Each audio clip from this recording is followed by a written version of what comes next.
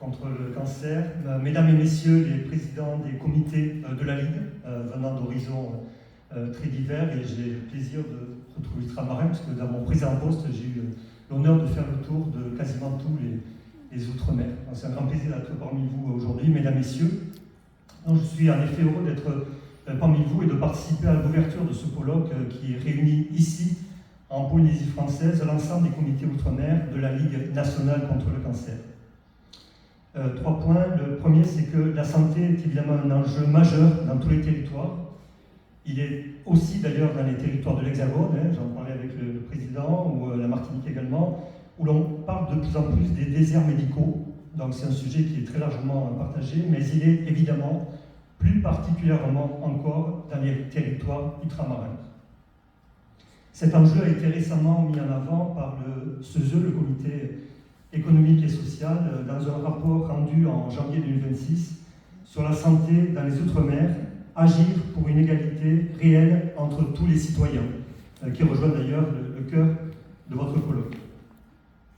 Seule une approche globale de la santé, ça a été dit par les précédents intervenants, prenant en compte les déterminants de santé, la prévention, l'accès aux soins, l'organisation du système de santé, l'offre de soins, ainsi que les dimensions sociales, environnementales et territoriales. Seule une approche globale de santé, donc, permet de saisir les enjeux propres aux Outre-mer. Et une première particularité qui doit être mise en avant dans une collectivité d'Outre-mer telle que la Polynésie française, au titre justement de l'organisation du système de soins, et que la santé est une compétence propre de la collectivité.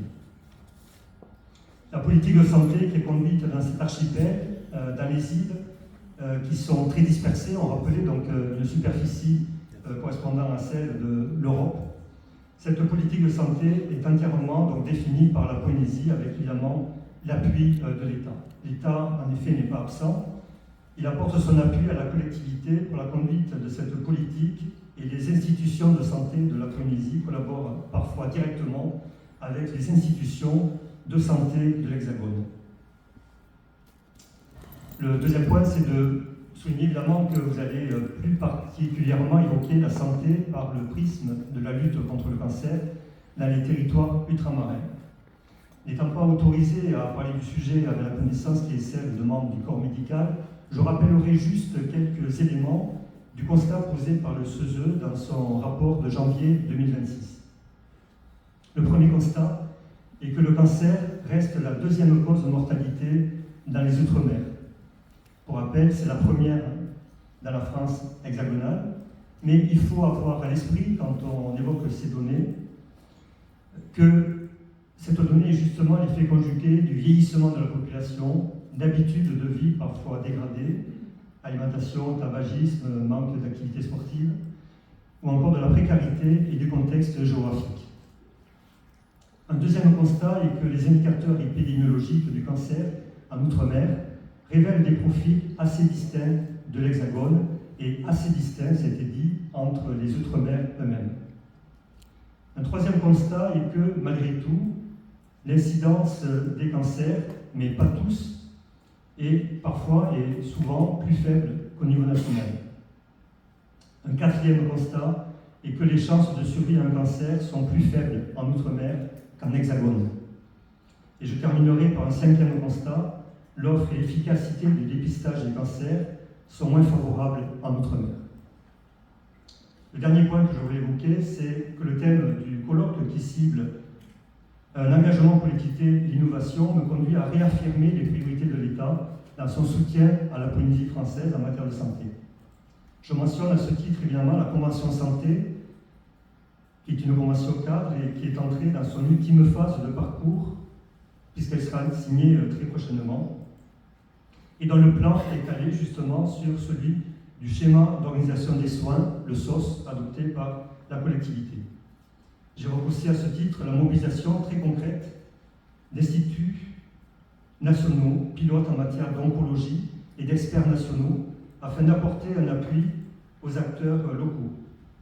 Direction d'administration centrale, on travaille beaucoup avec la DGS, la DGOS ou autres directions générales, ou organismes tels l'Unicancer ou encore Gustave Roussy.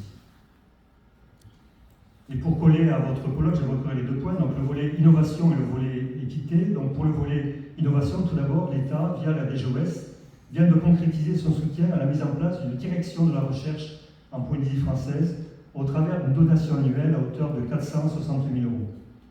Il s'agit de faciliter la recherche clinique locale en tenant compte des spécificités polynésiennes, notamment en termes de dépistage, de prévention et de prendre en compte les particularités génétiques. On sait notamment que la réponse au traitement varie en fonction de paramètres complexes qu'il convient d'étudier ici.